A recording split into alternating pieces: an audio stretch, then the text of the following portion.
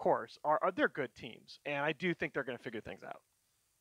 I'm curious though, if you're not having a Naga Siren player, I feel like Well, you Naga is not one of the highest ceiling heroes that you can like we saw, for example, we saw Samil play Sand King today, and he had not played that in a very long okay, time, and he had not won with it, and he just, he aced it. but there are certain heroes, Naga to some extent, Oracle.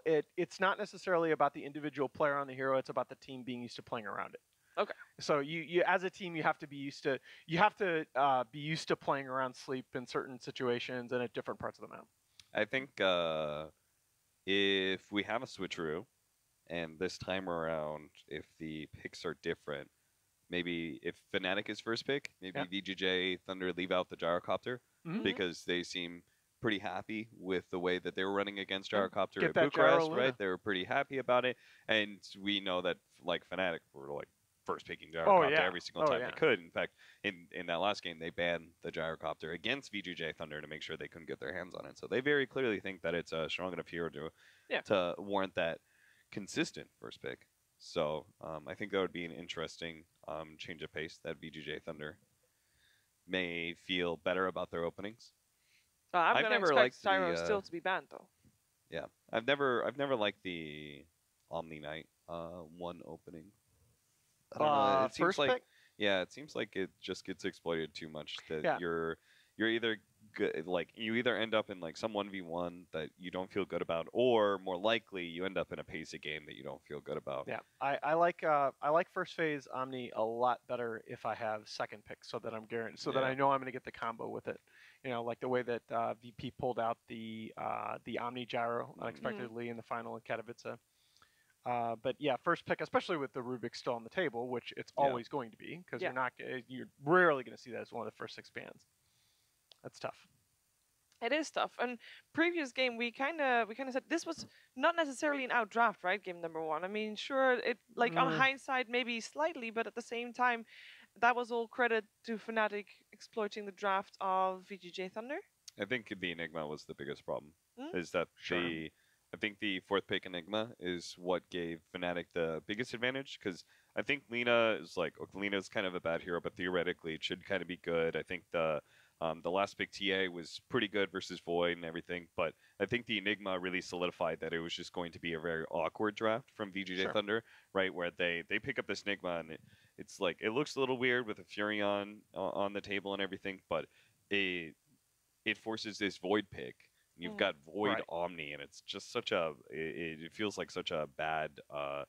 Because you're both kind of slower heroes. Neither one of them has great farming capacity. They have these big team fight abilities, but they don't necessarily work well together in Yeah. that regard. And you're just trying to tie it all together with this one last core pick, which you were talking about OD as the last Yeah, pick. I don't like that better than Lena. Yeah, maybe. But I think it's a mistake to focus too much on one hero. Like what you're seeing, right, is one team just sort of exploiting the opponent's formulaic drafting. Yeah. And there's always more than one way to take advantage of something like that. I mean, you look at VGJ and their first 3 picks tend to be extremely formulaic. We've talked about the fact that DDC has this really tiny hero pool. They've shown that they're willing to pick up that Omni Knight without any of the traditional core combos with it on the table, and that's just something that you can exploit. Enigma is one of the ways to do that, but there are others, and it's just a matter of VGJ Thunder being able to plug that hole going into game 2. Yeah, I accidentally knocked your tea over, by the way. Sorry for that. No. It's okay. It's all Oh right. no. We are waiting for the draft to start. It should be momentarily. For VGJ Thunder, obviously on the back foot, we have seen them earlier today. They did really well, but we mentioned that they played a different style in that particular best of one, and we also mentioned that Fnatic has kind of 2 different kind of modes they play in. Mhm. Do you feel like they showed the best of the best here? Like obviously as the first game of the series, was this their best modus, if you will? Oh, clearly not, right? I mean, I hope for them not, but like in terms of their current form. I think Fnatic showed the I like the fact that Fnatic was willing to run those kind of aggressive, very run and shoot style, especially exploiting the fact that we had this Void Omni duo.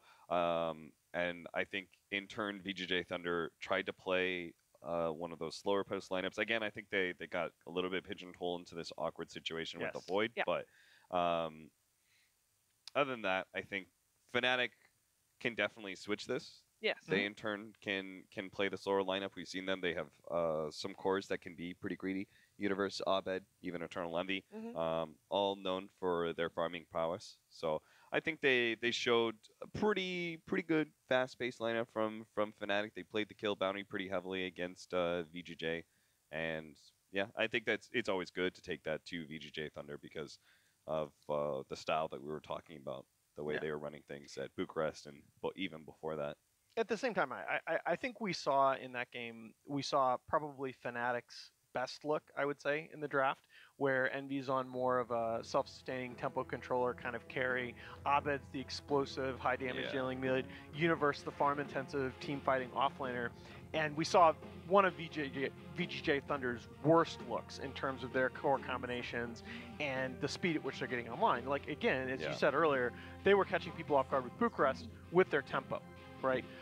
So I think they need, the biggest single thing that VGJ Thunder need to address going into this draft is just give themselves a lineup that can fight really well at 15 minutes. Yeah. Styler can't play like 5 minutes of jungle and get a whole lot out of it with his Void. Right. Eternal Envy isn't playing a hero that requires you to farm a bunch and not die. He's playing that faster pace. There's the gyrocopter. You called it. There's the gyro. They're going to leave it on, and we're going to see if they try to draft for that Luna gyro matchup.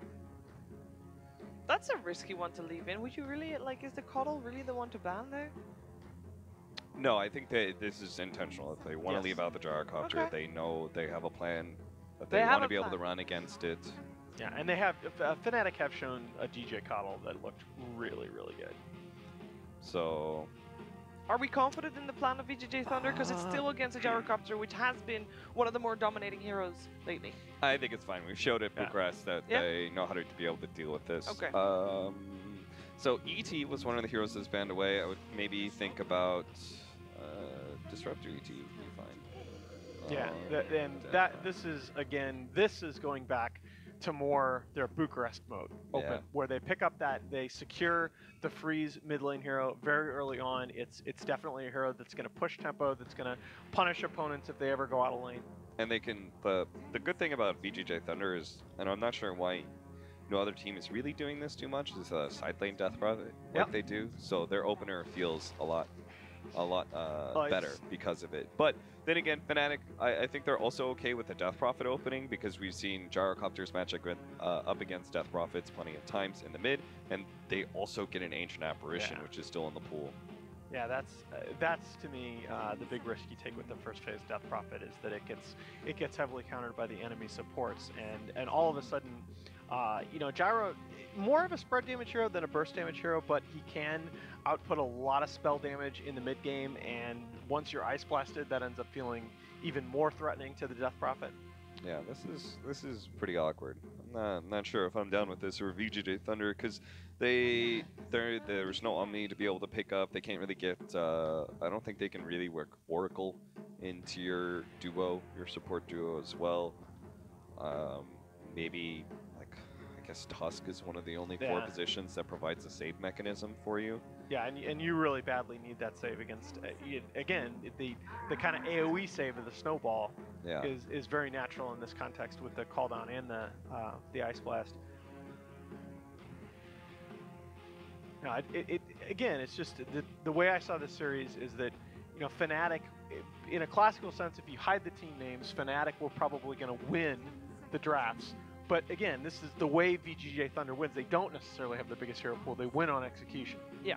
I like the fact that they banned Nyx Assassin because I think Batrider is another one. I remember the finals, we were talking about how VGJ Thunder adopted a little bit of VG Gaming in the way they were running at Katowice, where they were running this Death Prophet Batrider duo. They tried it as well. It failed, but it was against VP. So. And a little bit of like back from TI7 LFY, where you saw that Inflamed Batrider played so well.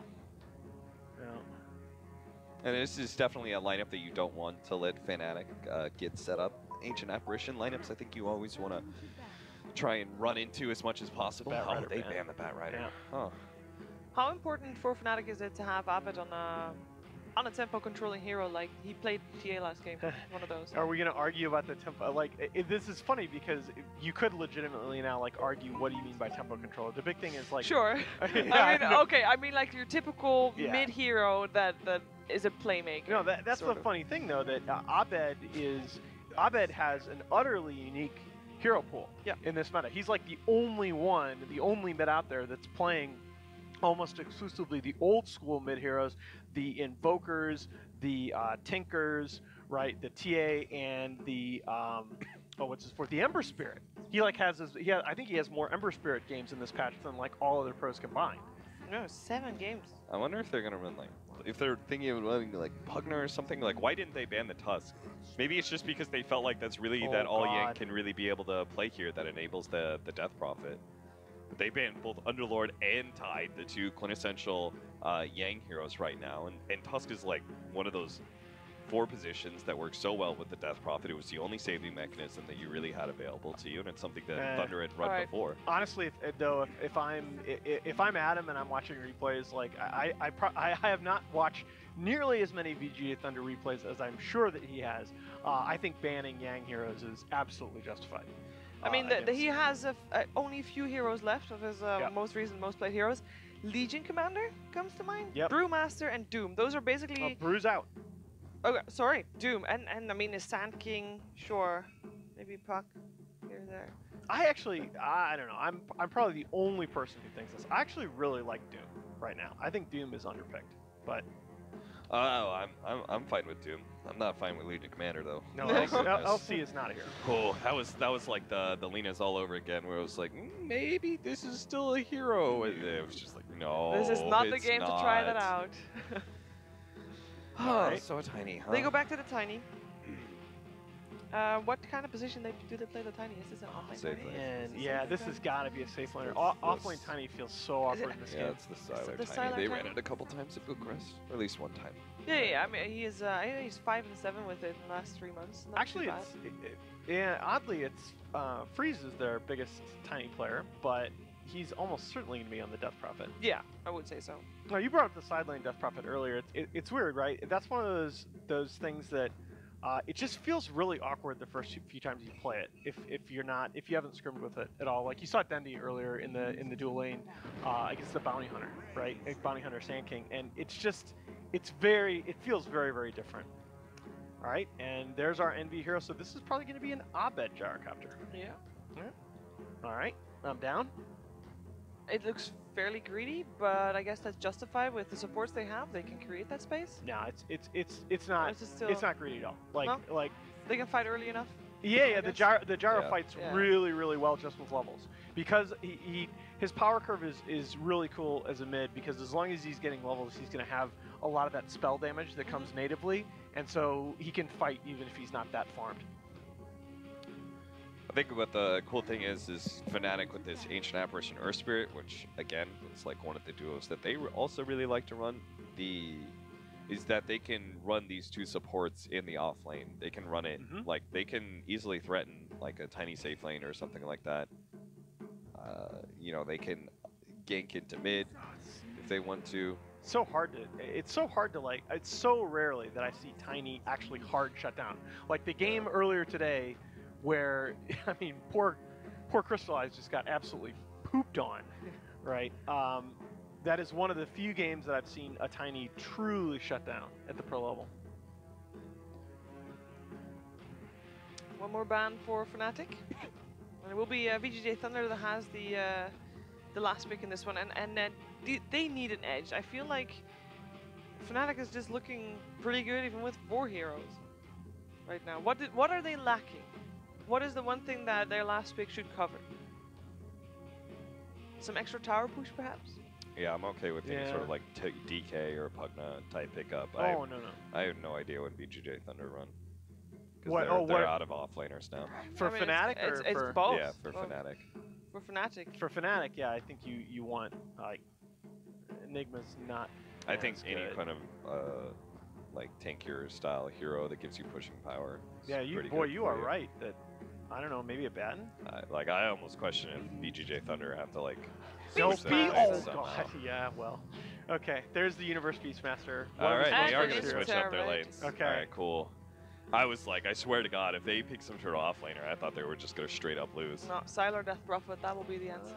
Okay. Well, have not seen Yang Tiny too many times from VGJ Thunder. We have not. This is a different look for sure, but it's a Terrorblade with a Death Prophet. Yeah. And it's matched up against what? I can't remember the heroes. Gyrocopter, Razor, Razor, and Beastmaster. yeah, Gypsy AA, I Earthspray. like this. I like this draft by VGA Thunder quite a bit more. I think we're going to see really early on in this game whether they've scrimmed it and can execute. You say that they're comfortable with the safe lane, the side lane Death Prophet. Yeah, They should. If they can get through the laning phase, if the Yang Tiny works out, I think they're in really good The position. only time they were ever challenged, they ran it twice. It was with the Night Stalker duo. Mhm. They did it once, looked really good, enabled like a Dusa mid or something with their Night Stalker, and then they tried it again, and that looked a little shaky because they were challenged by TNC's like it was like a Naga Siren Sand King duo, and they really challenged the Death Prophet. It was kind of interesting, but I think they definitely recovered their draft pretty heavily there with that last Way pick. more done with this. Yeah, draft. it was looking kind of one-sided for the first three, Well, four gentlemen, picks.